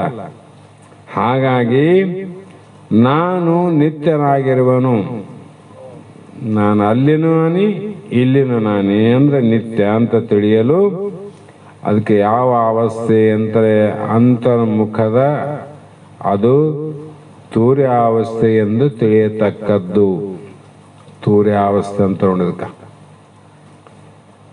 ಅದು ಏನದ ತೂರ್ಯಾವಸ್ಥೆ ಅಂದ್ರೆ ಅದು ಸಚ್ಚಿದಾನಂದವದು. ಅದು ಪಂಚ ಲಕ್ಷಣದಿಂದ ಕೂಡಿದ ನಿನ್ನ ಸ್ವರೂಪ ಅದಲ್ಲ. ಪಂಚ ಗುಣಗಳಂತ ಹೇಳಿಲ್ಲ, ನಿನ್ನೆ ಹೇಳಿರಲ್ಲ. ಪಂಚ ಲಕ್ಷಣ ಸತ್ತು ಚಿತ್ತು ನಿತ್ಯ ಆನಂದ ಪರಿಪೂರ್ಣ ಪರಮಾತ್ಮನ ಲಕ್ಷಣವು, ಪರಮಾತ್ಮ ಗುಣಗಳಲ್ಲವು. ಹಾಗಾಗಿ ಆ ಲಕ್ಷಣದೊಡನೆ ಕೂಡಿರುವುದೇನದ ಅದೇ ತೂರ್ಯಾತೀತ ಅವಸ್ಥೆ. ಅದು ಸಚ್ಚಿದಾನಂದವದು, ನಿತ್ಯವೆಂಬ ಭಾವದ ತೋರಿಕೆ ಹುಡುಗಿ. ನಾನು ಆ ಒಂದು ಸಚ್ಚಿದಾನಂದ ಸ್ವರೂಪನೇ ಇದ್ದೀನಿ ಎನ್ನುವಂಥ ಭಾವ ಕೂಡ ತೋರಬಾರ್ದು. ಅದು ಕೂಡ ಹೋಗ್ಬೇಕಂದ್ರೆ ಹೋದ ಮೇಲೆ ಆ ತೋರಿಕೆ ಅಡಗಿ ನಿಂದ ಅರಿವದು. ಅಲ್ಲೇನು ತಟಸ್ಥವಾಗಿ ನಿಂತದಲ್ಲ ಜ್ಞಾನ, ಅದು ಸದಮಳವೆನಿಪ ತೂರ್ಯಾತೀತವದು ಅಂತ ಹೇಳಿದ್ರು. ಅಂದ್ರೆ ಅದು ನಾಶರಹಿತ, ಉಪಾಧಿರಹಿತ, ಭೇದರಹಿತ, ಭಾವರಹಿತವಾಗಿ ವರಚಿತ್ರ ದೀಪದಂತೆ ಸದಾ ಇರುವುದಷ್ಟ. ಸದಾ ಇರೋದು ಅದು ಏನದ ಅಂದ್ರೆ ವರಚಿತ್ರ ದೀಪ ಅಂತ ಯಾಕೆ ಹೇಳ್ತಂದ್ರೆ ಚಿತ್ರದಲ್ಲಿ ಬರೆದ ದೀಪದ ಬೆಳಕಂತ. ದೀಪ ಉರಿತದಿಲ್ಲ, ಆ ದೀಪ ಉರಿತದ, ಅದನ್ನು ತಗೊಂಡು ಹೋಗಿ ಗಾಳಿಗೆ ಇಡ್ರಿ, ಅಲ್ಲಿನೂ ಉರಿತದ, ಬೆಳಗ್ತದಿಲ್ಲ. ಮತ್ತೆ ಮ್ಯಾಲೆ ಎಷ್ಟು ಮಳೆ ಬಂತು ಅಂದ್ರೆ ಅವಾಗೂ ಉರಿತದ. ಗಾಳಿ ಬಿಟ್ರು ಆರ್ತದೇನು, ಅವಾಗೂ ಉರಿತದ. ಹೌದು. ಅದಕ್ಕೆ ಮತ್ತೆ ಉಪಾಧಿ ಯಾವೇನು? ಪ್ರಣತಿ ಇಲ್ಲ, ಎಣ್ಣಿಲ್ಲ, ಬತ್ತಿಲ್ಲ, ಆದ್ರೆ ಬರೀ ಜ್ಯೋತಿ ಅದ. ಅಲ್ಲಿ ಏನದ? ಬರೇ ಜ್ಯೋತಿ, ಬರೇ ಬೆಳಕು. ಬೆಳಕು ಅಂದ್ರೆ ಇಲ್ಲಿ ಲೈಟಿನ ಬೆಳಕಿಗೆ ಹೋಗಬಾರ್ದು, ಆನಂದಕ್ಕೆ ಬೆಳಕಂದ. ಆನಂದವೇ ಬೆಳಕು. ಅದು ಹೇಗಾಗ್ತದ ಜ್ಞಾನಿಗಳಂದ್ರೆ, ಅದಕ್ಕೆ ಎಲ್ಲಿ ಬಿದ್ರೂ ಅದೇ ಆನಂದ, ಎದ್ರೂ ಅದೇ ಆನಂದ, ಕುಂತ್ರೂ ಅದೇ ಆನಂದ, ಎಲ್ಲಿ ಸೇರಿದರೂ ಕೂಡ ಅಲ್ಲಿ ಆನಂದವೇ ಆನಂದ. ಅದಕ್ಕೆ ಅವರಿಗೆ ಅವರಂತೆ, ಇವರಿಗೆ ಇವರಂತೆ, ತಾನು ತನ್ನಂತೆ. ಯಾಕಂದ್ರೆ ತಾನೇ ತನ್ನಳು ತಿಳಿದು, ತಾನೇ ತನ್ನನ್ನು ಅರಿದು, ತನ್ನಳು ತಾನೇ ಆನಂದಿಸಿ, ತನ್ನೋಳು ತಾನೇ ನಗುತ್ತಿಹೇನು ಅಂದ್ರು. ಮಂದಿ ಮುಂದೆ ನಗೋದಿಲ್ಲ, ಮಂದಿ ಮುಂದೆ ಅಳೋದಿಲ್ಲ. ಅಳೋದಂತೂ ಮೊದಲು ಹೋಗ್ಯದ, ನಗುವಾದಲ್ಲಿ. ಮಂದಿ ಮುಂದೆ ನಗುತ್ತಾರೆ ಏನಂದ್ರೆ ತನ್ನೋಳು ತಾನೇ ನಗುತ್ತಿಹೇನು. ಯಾಕ? ಅದು ಉಪಾಧಿ ರಹಿತವಾದಂಥ ನಗೋದು. ಉಪಾಧಿ ಇಲ್ಲ ಅಲ್ಲಿ. ಅದಕ್ಕೆ ಅವ್ರಿಗೆ ಜನಗಳು ಬೇಕಾಗಿಲ್ಲ, ಪ್ರೇಕ್ಷಕರು ಬೇಕಾಗಿಲ್ಲ, ಇನ್ನೊಬ್ರು ಏನು ಬೇಕಾಗಿಲ್ಲ. ಅದು ಏನಂತ ಕರೆದ್ರು ಅಂದ್ರೆ ಅದಕ್ಕೆ ತೂರ್ಯಾತೀತ ಅವಸ್ಥೆ. ಅದು ಪೂರ್ಣ ಅದ್ವಯ ಆತ್ಮನ ಸ್ವರೂಪವೇ ಆಗಿರಬಹುದು. ದೀಪ ಬೆಳಕಿನ ಸ್ವರೂಪ ಆದಂತೆ ಬೆಳಕು ದೀಪದ ಸ್ವರೂಪ. ದೀಪ ಬೇರೆ, ಬೆಳಕು ಬೇರೆ. ಇಲ್ಲಿ ಇದು ದೀಪ ಅದ, ದೀಪದ ಬೆಳಕಾದ. ಅಲ್ಲೇನದ? ದೀಪನು ತಾನೆ, ಬೆಳಕನು ತಾನೆ. ಅದು ಒಂದು ಜಾಗೃತಾದಿ ಅವಸ್ಥೆಗಳಂತೆ ಈ ತೂರ್ಯಾತೀತ ಅವಸ್ಥೆಯು ನಾಶವಾಗುವಂಥದ್ದಲ್ಲ. ಇದು ಬಂದು ಹೋಗೋದು ಬರೋದಲ್ಲ. ಅದೇ ಹೇಳಿದ್ನಲ್ಲ, ದೀಪಕ್ಕೆ ಹೋಗಿ ಬರೋದಲ್ಲ, ವರಚಿತ್ರ ದೀಪ. ಅದರಂತೆ ಆತ್ಮನ ಸ್ವರೂಪವೇ ಇದೆ. ಅವನೇನು ಬ್ರಹ್ಮ ಸ್ವರೂಪ. ಆವಾಗ ಏನಾದ್ರಿ ಅಂದರೆ ಏನಿಲ್ಲ, ಅವನಿಗೆ ಬ್ರಹ್ಮಾನಂದ ಅದ, ಆದರೆ ಜಗತ್ತಿಗೆ ಶಿಷ್ಯರಿಗೆ ನಷ್ಟ ಅದ. ಯಾರಿಗೆ ನಷ್ಟ ಅದ? ಶಿಷ್ಯರಿಗೆ, ಜಗತ್ತಿಗೆ ನಷ್ಟ ಅದ ನೋಡ್ರಿ. ಏನಿಲ್ಲ ಅಲ್ಲಿ. ಅದಕ್ಕೆ ವೃತ್ತಿ ಎನ್ನುವುದು ನಾಲ್ಕೆನಿಸುವ ಅಂದರೆ ವರಜಾಗ್ರ, ವರಸ್ವಪ್ನ, ವರಸುಪ್ತಿ, ತೂರ್ಯ. ತೂರ್ಯ ಅವಸ್ಥೆಯಲ್ಲಿ ಇದ್ದಾಗ ಹೇಳೋದು ಕೇಳೋದು ನಡೀತದೆ. ಶಿಷ್ಯರು ಕೇಳಬೇಕಾದ್ರೆ ಬ್ರಹ್ಮಾವಸ್ಥೆ ಕೇಳ್ತಾರೆ ನೀವು. ಬ್ರಹ್ಮ ಅವಸ್ಥೆಗೆ ಅವನು ಹೇಳ್ತಾನೆ ಗುರು. ಅದಕ್ಕಾಗಿ ಶಿಷ್ಯರಿಗೆ ಹೇಳುವ ಕೇಳುವ ಉಪದೇಶ ಇಲ್ಲಿ ಬೋಧಕತ್ವ ತೂರ್ಯಾವಸ್ಥೆಯಲ್ಲಿ ಹೇಳ್ತದ. ತೂರ್ಯಾತೀತ ಅವಸ್ಥೆಯಲ್ಲಿ ಹೇಳಕ್ಕೆ ಬರಂಗಿಲ್ಲ, ಕೇಳಕ್ಕೆ ಬರಂಗಿಲ್ಲ. ಕೆಲವು ಮಂದಿ ಹೇಳ್ತಾರೆ ಅದು ಅವಸ್ಥೆಗೆ ಹೇಳ್ಬಿಟ್ರಪ್ಪ ಅಂತ. ಅವಸ್ಥೆಗೆ ಹೇಳಕ್ ಹೆಂಗ್ ಬರ್ತದ? ನಿದ್ದೆಗೆ ಮಾತಾಡ್ತಾನ. ನಿದ್ದೆಗ ಮಾತಾಡ್ತಾನಂದ್ರೆ ಎಚ್ಚರಾನಂತ ಅರ್ಥ. ಇದು ಎಲ್ಲರಿಗೂ ಸ್ವಾನುಭಾವ ಅದಲ್ಲ, ಒಬ್ಬರನ್ನ ಹೀಯಾಳಿಸೋದಲ್ಲ, ನಾವು ತಿಳ್ಕೊಂಬದಾದ ವಿಚಾರ ಮಾಡಿ ಅಂದಾಗ ಆ ತುರ್ಯಾತೀತ ಅವಸ್ಥೆಯಲ್ಲಿ ಹೋದಂತ ಒಬ್ಬ ಬ್ರಹ್ಮಜ್ಞಾನಿ ಸಿಕ್ಕ ಅಂದ್ರೆ ಅವನಿಗೆ ಶಿಷ್ಯರ ಒತ್ತಾಯದ ಮೇರೆಗೆ ಕರುಣೆ ಒಂದಾದಲ್ಲ. ಆ ದಯಾಳತ್ವದಿಂದ, ಕರುಣೆಯಿಂದ ಆತ ಏನಾದರೂ ಉದ್ಧಾರ ಮಾಡಬೇಕಾಗಿದ್ರೆ ಆತ ಮತ್ತೆ ತೂರ್ಯಾತೀತ ಅವಸ್ಥೆಯನ್ನು ಬಿಟ್ಟು ತೂರ್ಯ ಅವಸ್ಥೆಗೆ ಬಂದು ಹೇಳಬೇಕು. ತೂರ್ಯ ಅವಸ್ಥೆಯಲ್ಲಿ ನಡೀತದೆ, ಹೇಳೋದು ಕೇಳೋದು. ಇಲ್ಲಿ ಬಂದು ಹೇಳ್ತಾನೆ, ಇಲ್ಲ ಅಂತಲ್ಲ. ಮತ್ತೆ ಅಲ್ಲಿ ಹೋಗ್ಬೇಕಾದ್ರೆ ಕಷ್ಟ ಅದ. ಯಾಕಂದ್ರೆ ಇದು ಯಾವುದೋ ಒಂದು ಲಿಫ್ಟ್ನಲ್ಲಿ 8-10 ಅಂತಸ್ತು ಮೇಲೆ ಹೋಗಿ ಕೆಳಗಿಡ್ದಂಗಲ್ಲ. ಲಿಫ್ಟ್ನಾಗೆ ನಿಮ್ಗೆ ಬಟನ್ ಹೋಗ್ತೀವಿ, ಮೇಲೆ ಹೋಗ್ತೀವಿ, ಮತ್ತೆ ಕೆಳಗೆ ಬರ್ತೀವಿ. ಮನೆಗೆ ನಿಚ್ಚಿಣಕ್ಕಿಟ್ಟು ಮೇಲೆ ಹೋಗಿ ಕೆಳಗೆ ಬರೋಷ್ಟು ಸಲೀಸಲ್ಲ ಇದು ಅವಸ್ಥೆ. ಇದು ಬಹಳ ಕಠಿಣವಾದ ಪರಿಶ್ರಮದಿಂದ ಪ್ರಾಪ್ತಿಯಾದಂಥ ಅವಸ್ಥೆ. ಆ ವೃತ್ತಿ ಹೋಗಿ ಮತ್ತೆ ಕೆಳಗೆ ಬಂದು ಹೇಳಿ ಮತ್ತೆ ಮೇಲೆ ಹೇರಬೇಕಾಗಿದ್ರೆ ಅದು ಕಷ್ಟ ಆಗ್ತದ. ಆ ಒಂದು ವೃತ್ತಿ ಕೂಡ ಯಾರಿಗೆ ಸರಳ ಆಗಿರ್ತದ ಅವ್ರಿಗೆ ಮಾತ್ರ ಸಾಧ್ಯ ಆಗ್ತದೆ. ಅವ್ರು ಸರಳ ಆಗ್ಬೇಕು. ಅವ್ರಿಗೆ ಇಲ್ಲಪ್ಪ ಕಾಲು ಬೇನೆ ನಾನು ಮ್ಯಾಲೆ ಏರಕ್ಕೆ ಆಗೋದಿಲ್ಲ ಅಂದ್ರೆ ಏರ್ತಾನೆ. ಅವನು ಸದೃಢವಾಗಿದ್ರೆ ಮತ್ತೆ ಮ್ಯಾಲೆ ನಡಿ ಎಷ್ಟಲಾದ್ರೂ ಹೋಗಮಂತ ನಾವು. ಅದಂಗ ಅಂತರ್ಮುಖ ಭಾವ ಹೇಗಾಗಬೇಕು? ಸದೃಢವಾಗಿರ್ಬೇಕು. ಅವ್ರಿಗೆ ಬಿದ್ದನ್ನು ಎದ್ದೇಳಬೇಕು, ಎದ್ರೂ ಬೆಳಿಬೇಕು. ಪ್ರಯತ್ನ ಮಾಡುವಂತ ತಾಕತ್ತು ಬಂದಿತ್ತು ಅಂದ್ರೆ ಈ ಕಾರ್ಯ ನಡೀತೇವೆ ನೋಡ್ರಿ. ಇಲ್ಲಾಂದ್ರೆ ಸಾಧ್ಯನೇ ಇಲ್ಲ ಅದು. ಹಾಗಾಗಿ ಆತ್ಮನ ನಿಜ ಸ್ವರೂಪ ಭೂತವಾದ ತೂರ್ಯಾತೀತ ಅವಸ್ಥೆಯಲ್ಲಿ ಏನೊಂದು ಇಲ್ಲ ಅಂದ್ರು. ಏನಿಲ್ಲ. ಏನಿಲ್ಲ ಅಂದ್ರೆ ಏನದ ಅಂದ್ರೆ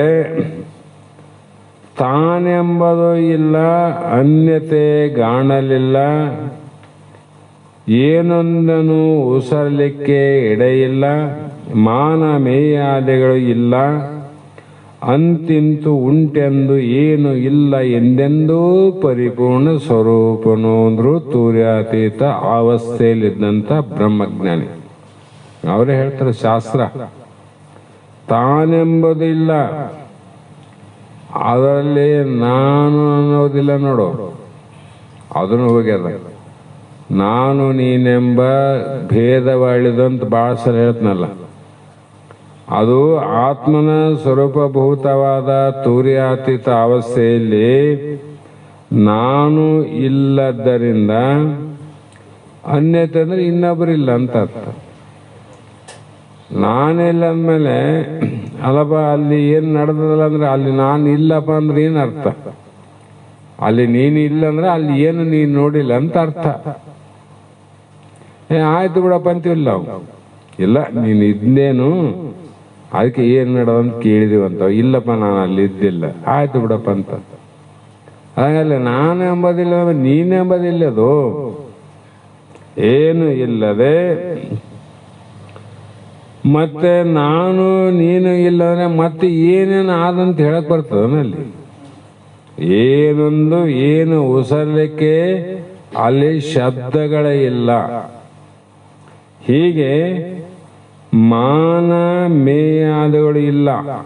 ಆತನಿಗೆ ಯಾವ ಪ್ರಮಾಣದಿಂದ ತಿಳಿಯುವಂತ ಅವಶ್ಯಕತೆಯನ್ನ ತಿಳಿಯುವಂತ ಅತಿ ಬುದ್ಧಿವಂತಿಕೆಯನ್ನ ಮಾಡಿ ನೀನು ಕೆಡಬೇಡ. ಪ್ರಮಾಣಕ್ಕೆ ನಿಲುಕದವ ನಾವು. ನೀನೇನು ಪ್ರಮಾಣ ಕೊಟ್ಟು ಹೇಳ್ತಿದ್ದಿ?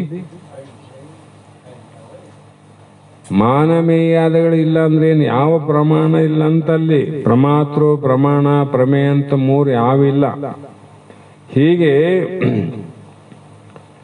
ತಿಳಿಯುವುದು ಇಲ್ಲ, ತಿಳಿಸಿಕೊಳ್ಳುವುದಿಲ್ಲ, ತಿಳಿಸಿಕೊಳ್ಳುವ ಮಧ್ಯದ ಸಾಧನೆಯೂ ಇಲ್ಲ. ತಿಳಿಯೋದು ಇಲ್ಲ, ತಿಳಿಸ್ಕೊಳ್ಳೋದಿಲ್ಲ, ನಡುವ ಬೇಕಲ್ಲ. ಕೇಳಬೇಕಾದ್ರೆ ಕಿವಿ ಬೇಕು, ನೋಡ್ಬೇಕಾದ್ರೆ ಕಣ್ಣು ಬೇಕು. ಏನಿಲ್ಲ ಅಂತ ಅವನು ಏನಾಗ್ಯಾವ? ವಿಶ್ವತೋ ಚಕ್ಷು ನೀನೇ ದೇವ. ಆ ಜಗತ್ತೇ ಅವನ ಕಣ್ಣಿದ್ದಾಗ ಮತ್ತೆ ಏನ್ ನೋಡೋದು? ಅವನ ಕಣ್ಣ ನೋಡ್ಬೇಕಲ್ಲ. ವಿಶ್ವತೋ ಬಾವು ನೋಡ. ಯಾರನ್ನ ಕೈ ನೋಡಿದ್ರೆ ಎಲ್ಲ ಕೈ ತನವೇ ಅವ. ಮತ್ತೆ ಇದು ನಿನ್ನ ಕೈ ನಿನ್ನ ಕಾಲ ಅಂತ ಹೇಳಕ್ಕಾದೇನಲ್ಲಿ? ಈ ಮಟ್ಟಕ್ಕೆ ಹೋದಂತವನಿಗೆ ಪರೋಕ್ಷ ಅಪರೋಕ್ಷಗಳಂತೂ ಉಂಟೆಂದು ಹೇಳಲಿಕ್ಕೆ ಬರುವುದಲ್ಲ. ಏನಂದು ಹೇಳಂಗಿಲ್ಲ ನೋಡಲ್ಲಿ. ಹಾಗೆ ಮೊದಲು ಹೇಳಿದ ತಾನೇ ತನ್ನಳು ನಗುತ್ತೀಯನು. ಏನ್ ನೋಡ್ನಕ್ಕ? ತಾನೇ ತನ್ನಳು ತನ್ನನ್ನೇ ತಾನು ನೋಡಿ ನಗುತ್ತೀಯನು. ಮಂದಿ ನೋಡಿ ನಕ್ಕಿಲ್ಲ ಅವನು. ತನ್ನ ನೋಡಿ ತಾನೇ ನಗುತ್ತಾನಂದ್ರೆ ತನ್ನ ಆನಂದವೇ ತಾನು ಪಡೆದಂತ ಅರ್ಥ ಮಾಡ್ತಾರೋ ಮತ್ತೆ ಇನ್ನೊಬ್ಬರ ಆನಂದ ಅದಲ್ಲಿ. ತನ್ನೋಳು ತಾನೇ ತನ್ನ ನೋಡಿ ತಾನೇ ನಗುತ್ತೀಯನು. ಅಲ್ಲಿ ಏನದ ಬೇರೆ ಏನು ಒಂದು ಆದ ಅಂದಾಗ ಹೀಗೆ ಆ ಒಂದು ಉಪಮಾನದಿಂದ ಹೇಳೋಕೆ ಬರಂಗಿಲ್ಲ. ಯಾಕಂದ್ರೆ ತಿಳಿದ ಕಾಲಕ್ಕೆ ಪೂರ್ಣ ಇರುತ್ತದೆ ಅಂತಲ್ಲ, ತಿಳಿಯುವುದಕ್ಕಿಂತಲೂ ಪೂರ್ವದಲ್ಲಿ ಆದರೂ ಅದು ಹೀಗೆ ಉಂಟು ಅಂದರೆ ಅದನ್ನು ಹೇಳಕ್ ಬರಂಗಿಲ್ಲ. ಅವಾಗನು ತಾನೇ, ಇವಾಗನು ತಾನೇ. ಅದಕ್ಕೆ ತಾನೇ ತನ್ನಳು ತನ್ನನ್ನೇ ತಾನು ಅರಿತಂದ್ರು. ಯಾರೇನು ತಿಳಿದಪ್ಪ ನೀನು? ನಿನ್ನೊಳಗ ನೀನು ನಿನ್ನ ಜ್ಞಾನದ ನೀನು ತಿಳ್ಕೊಂಡು ಯಾರ್ದ ಬೇರೆ ಕಡತ ಅಂತ ತಿಳ್ಕೊಂಡು ಕೈಗಡ ತಗೊಂಡ್ರಿ, ಇಲ್ಲ ಅವರೆಲ್ಲ ಒಂದು 20,000 ತಂದು ಮಾಡಿದ್ರಿ ಅಂತ ಹಿಂಗೇನ ಕೈಗಡ ಕೊಡಕ್ ಬರ್ತದ? ತಗೊಳಕ್ ಬರ್ತದ? ಬರೋದಿಲ್ಲ. ಅದಕ್ಕೆ ಅಪ್ರಮಾಣಕ್ಕಾಗಿ ಮೊನ್ನೆ 3 ಪ್ರಮಾಣ ಹೋಗ್ಯವಲ್ಲ. ಆ ಗುರುಶಾಸ್ತ್ರಾದಿಗಳಿಂದ ಶಾಬ್ದಿಕ ಪ್ರಮಾಣದಿಂದ ಹಿಡ್ಕೊಂಡು ತಿಳ್ಕೋಬೇಕಷ್ಟೆ. ಮತ್ತೆ ಯಾಕಂದ್ರೆ ಏನು ಇಲ್ಲ ಅಂತಲ್ಲಿ ಏನಿಲ್ಲ ಏನಂದ್ರೆ ಕಡೆಯಿಲ್ಲ, ಮೊದಲಿಲ್ಲ, ತಡೆ ಬಿಡುಗಡೆ ಇಲ್ಲ, ಪಡೆಯಿಲ್ಲ, ಪಟ್ಟಾಂತರವೇ ಇಲ್ಲ, ನುಡಿಯಿಲ್ಲ, ನೆನಹಿಲ್ಲ, ಅರಿವಿನ ಎಚ್ಚರ ದೂರಲು ಎಡೆಯಿಲ್ಲ ಎಂದೆಂದು ಅವ ಪರಿಪೂರ್ಣನು. ಯಾವ ರೀತಿ ಕನ್ನಡದ ಸಂಸ್ಕೃತ ಭಾಷೆಯನ್ನು ಕನ್ನಡದಲ್ಲಿ ಸಾಹಿತ್ಯದಿಂದ ಜೋಡಿಸಿದಂಥ ಪುಣ್ಯಾತ್ಮ ಜೀವನ ಶಿವೋಗಿಗಳನ್ನ ಜಗತ್ತೇ ಕೊಂಡಾಡ್ತಾವ ನೋಡ್ರಿ. ಬರೀ ಶಬ್ದದಲ್ಲಿ ಅಷ್ಟು ಆನಂದ ಅದ. ಶಬ್ದ ತಿಳಿದವರಿಗೆ ಅಷ್ಟು ಆನಂದ ಆಗ್ಬೋದು. ಶಬ್ದದಲ್ಲಿ ಆನಂದ ಅಷ್ಟ ಅದ. ಶಬ್ದದ ಅರ್ಥ ಆದ್ರೆ ಅತ್ಯಂತ ಆನಂದದ. ಅದಕ್ಕಾಗಿ ಕಡೆ ಇಲ್ಲ ಅಂದ್ರೆ ಅದಕ್ಕೆ ಎಂದಾದರೂ ಒಂದು ದಿನ ಕೊನೆ ಆಗ್ತದ, ನಾಶ ಆಗ್ತದ ಅಂಬುದಿಲ್ಲ. ಕಡೆ ಇಲ್ಲ, ಯಾಕೆ ಕಡೆ ಇಲ್ಲ ಅದಕ್ಕಂದ್ರೆ ಅದು ಮೊದಲಿಲ್ಲ. ಮೊದಲು ಹುಟ್ಟ್ಯದಂದ್ರೆ ಅದು ಕೊನೆಗೆ ನಾಶ ಆತಿತ್ತು. ಮೊದಲು ಹುಟ್ಟಿಲ್ಲ, ನಂತರದಲ್ಲಿ ನಾಶತ್ತೂ ಇಲ್ಲ, ಮತ್ತೆ ತಡೆ ಬಿಡುಗಡೆ ಇಲ್ಲ. ಹಿಡಿಯೋದಕ್ಕೂ ಮತ್ತು ಬಿಡೋದಕ್ಕೂ ಬರೋದಲ್ಲ. ಹಿಡಿಯೋದು ಬಿಡೋದು ಯಾವ್ದಕ್ಕೆ ಬರ್ತದ? ಆಕಾರಕ್ಕೆ ಹಿಡಿಯಕ್ಕೆ ಬರ್ತದ, ಆಕಾರಕ್ಕೆ ಬಿಡಕ್ ಬರ್ತದ. ನಿರಾಕಾರಕ್ಕೆ ಏನ್ ಹಿಡಿತಿದ್ದಿ? ನಿರಾಕಾರ ಏನ್ ಬಿಡ್ತಿದ್ದಿ? ಇಲ್ಲ. ಮತ್ತು ಪಡಿಯಿಲ್ಲ ಅಂದ್ರು. ಪಡಿಯಿಲ್ಲ ಅಂದ್ರೆ ಅಚ್ಚು ಪಡಿ ಅಚ್ಚು ಅಂತೀವಲ್ಲ ಅವು. ಅದ್ರಂಗ ಅದಕ್ಕೆ ಸಮಾನವಾದ ಏನನ್ನ ಅಚ್ಚು ಅಂತ ಇನ್ನೊಂದು ಆದೇನು ಇಲ್ಲ. ಪಡೆಯಿಲ್ಲ ಅಂದ್ರೆ ಅಚ್ಚು ಇಲ್ಲ ಅಂತ, ಅದಕ್ಕೆ ಸಮಾನವಾದದ್ದು ಇನ್ನೊಂದಿಲ್ಲ. ಮತ್ತೆ ಪಟ್ಟಾಂತರವೇ ಇಲ್ಲ ಅಂದ್ರೆ ಇದಕ್ಕೆ ಏನೇನು ವಿಚಾರ ಮಾಡಿ ನೋಡಿದರೂ ಕೂಡ ಇದಕ್ಕಿಂತ ಹೆಚ್ಚಿನದು ಜಗತ್ತಿನಲ್ಲಿ ಏನೊಂದು ಇಲ್ಲ, ಜಗತ್ತಲ್ಲಿ ಇಲ್ಲ ಅಂದಾಗ ಅದಕ್ಕೆ ನುಡಿ ಇಲ್ಲ. ನುಡಿ ಇಲ್ಲ ಅಂದ್ರೆ ಏನು? ಅದಕ್ಕೆ ಮಾತಿಲ್ಲ ಅಂತ. ನಮಗೆ ಮಾತಾವಿಲ್ಲ, ಅಲ್ಲಿ ಮಾತಿಲ್ಲ. ಮಾತೇ ಇಲ್ಲ ಆಮೇಲೆ ನುಡಿ ಹೆಂಗ್ ಬರ್ತಾವ? ಅದಕ್ಕೆ ಹೇಳಿದ್ರೆ ಮಹಾತ್ಮರು ಅಲ್ಲಿ ಶಿಷ್ಯನ ಕೆಲಸ ಆಗೋದಿಲ್ಲ ಅಂತ. ಅಲ್ಲಿ ಶಿಷ್ಯನ ಕೆಲಸ ಹೆಂಗಾಗ್ತದೆ? ಅದೇ ರೀತಿ ನೆನಹಿಲ್ಲವು, ಅದಕ್ಕೆ ಮನಸ್ಸಿಲ್ಲ. ಮತ್ತೆ ಏನಾದ್ರಿ ಸ್ವರೂಪದ ಎಚ್ಚರ ದೂರಲು. ಸ್ವರೂಪ ಅಂದ್ರೆ ತಿಳ್ಕೊಂಡು ಜ್ಞಾನ ತೋರೋದಕ್ಕೆ, ಕಾಣುವುದಕ್ಕೆ ಏನಾದ್ರು ಜಾಗ ಅದೇನಲ್ಲಿ? ಯಾಕೆ ಜಾಗಿಲ್ಲ? ಎತ್ತೆತ್ತ ನೋಡಲು ನೀನೇ ದೇವ, ಪರಿಪೂರ್ಣ ನೀನೇ ಇದ್ದಲ್ಲ.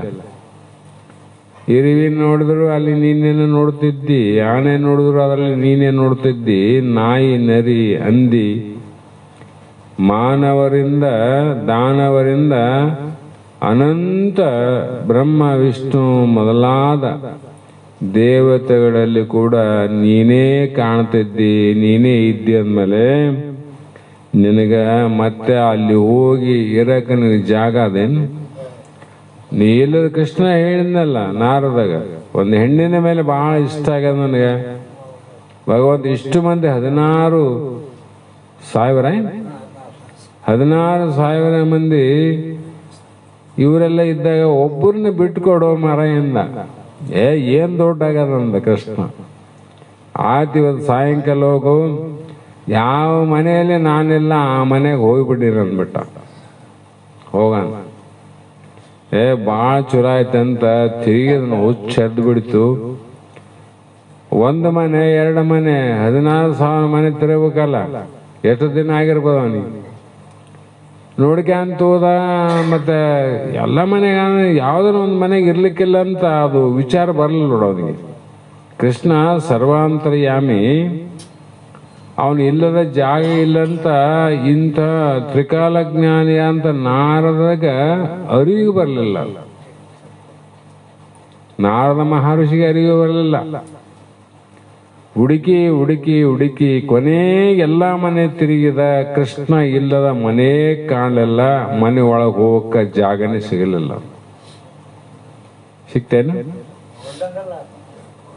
ಮತ್ತೆ ಎಲ್ಲಿ ಇಲ್ಲ ಅಂದ್ರೆ ನೀನು ಹೋಗಿ ಅಲ್ಲಿ ಕುಂದ್ರಕ್ ಬರ್ತದ, ನಿಂದ್ರಕ್ ಬರ್ತದ. ಎಲ್ಲ ಕಡೆ ನೀನೇ ಇದ್ದೆ ಅಂದ್ಮೇಲೆ ಎಲ್ಲಿಗೆ ಹೋಗ್ತಿದ್ದಿ, ಎಲ್ಲಿಗೆ ಬರ್ತದ್ದಿ? ಸಾಧ್ಯ ಅದೇನದು? ಹೀಗೆ ಅವಕಾಶ ಇಲ್ಲ ಅಂದ್ರೆ ಯಾಕಂದ್ರೆ ಕೃಷ್ಣ ಪರಿಪೂರ್ಣದ, ಅದಕ್ಕೆ ಎಲ್ಲಿ ಹೋದನು ಅವನೇ ಕಂಡ ಅಂತ. ಅವನು ಅಪೂರ್ಣ ಆಗಿದ್ರೆ ಈ ಮನೆಗಿದ್ರೆ ಆ ಮನೆಗಿರ್ತದಿಲ್ಲ. ಅದಕ್ಕಾಗಿ ನೀನು ಪರಿಪೂರ್ಣನಾಗಿದ್ದಿ. ಅದಕ್ಕೆ ನಿನಗೆ ಸರ್ವ ಜೀವಿಗಳಿಗೂ ಕೂಡ ಅಧಿಷ್ಠಾನ ನೀನಾಗಿದ್ದೆ ಅಂತ. ಆಶ್ರಯ ನೀನಲ್ಲ, ಅಧಿಷ್ಠಾನ.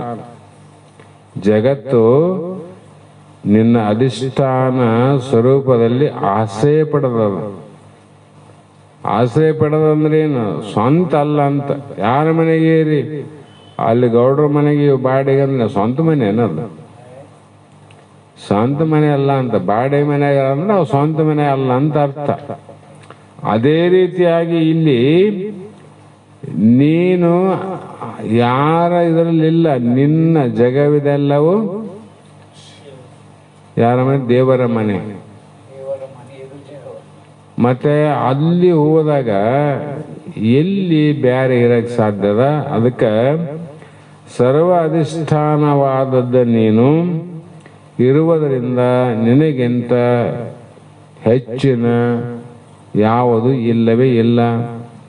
ಆ ಕಾರಣದಿಂದ ನಿನಗ ವಾಕಿಲ್ಲ, ಮನಸ್ಸಿಲ್ಲ, ಹಿಡಿಯೋದಿಲ್ಲ, ಬಿಡೋದಿಲ್ಲ, ಅಂತಃಕರಣ ಇಲ್ಲ. ಅಂತಃಕರಣ ಇಲ್ಲಂದ್ರೆ ವೃತ್ತಿ ಇಲ್ಲ. ವೃತ್ತಿ ಇಲ್ಲಂದ್ರೆ ಅಲ್ಲಿ ಸುಸ್ವರೂಪದ ಜ್ಞಾನ ಕೂಡ ಇಲ್ಲ. ವೃತ್ತಿಯಲ್ಲಿ ಜ್ಞಾನ ಹೇಳಕ್ ಬರ್ತದ. ವೃತ್ತಿ ಇಲ್ಲಂದ್ರೆ ಜ್ಞಾನ ಹೆಂಗ ಹೇಳ್ತೈತಿ? ಹಂಗಿದ್ದ ಹಿಂಗಿದ್ದ ಹೆಂಗಿದ್ದ ಹೇಳಕ ಬರೋದಿಲ್ಲ. ಅದು ಹೇಗಿದೆ ಅಂದ್ರೆ ಭೂತಕಾಲದಲ್ಲಿ ಹೇಗಿದೆ, ವರ್ತಮಾನ ಕಾಲದಲ್ಲಿ ಹಾಗೆ ಇದೆ. ಭೂತ ವರ್ತಮಾನ ಕಾಲದಲ್ಲಿ ಹೇಗಿದೆ, ಭವಿಷ್ಯತ್ ಕಾಲದಲ್ಲಿ ಹಾಗೆ ಇದೆ. ಅಂದ್ರೇನು? ತ್ರಿಕಾಲದಲ್ಲಿ ಒಂದೇ ಪ್ರಕಾರವಾಗಿ ಇರುತ್ತದಂದ್ರೆ ಮೂರು ಕಾಲದೊಳು ಇರುವುದೇ ಸತ್ಯ. ಅದು ಏನದ ಹೇಗಿದೆ ಅಂದ್ರೆ ಮೂರು ಕಾಲದಲ್ಲಿ ಒಂದೇ ಪ್ರಕಾರವಾಗಿರೋದು, ವಿಕಾರ ಆಗ್ಲಾರ್ದಿರೋದಲ್ಲ. ನಾವು ಮೂರು ಕಾಲದಾಗಿದ್ದವ್ರೆ. ಹಿಂದಿನ ದೇಹದಾಗಿದ್ದೀವಿ, ಈ ದೇಹದಾಗಿದ್ದೀವಿ, ಮುಂದಿನ ದೇಹದಾಗ ಇರ್ತೀವಿ. ಆದ್ರೆ ವಿಕಾರವಾದ ದೇಹ ತರ್ತೀವಿ ನಾವು. ದೇಹ ವಿಕಾರ ಆಗ್ತದಿಲ್ಲ. ಹಿಂದಿನ ಜನ್ಮದ ದೇಹನೇ ಬೇರೆ, ಈ ಜನ್ಮದ ದೇಹ ಬೇರೆ, ಮುಂದಿನ ಜನ್ಮದ ದೇಹ ಬೇರೆ. ಆದ್ರೆ ಮೂರು ಕಾಲದಾಗ ಇರಬೇಕು, ವಿಕಾರ ಆಗಿರಬಾರ್ದು ನಾವು.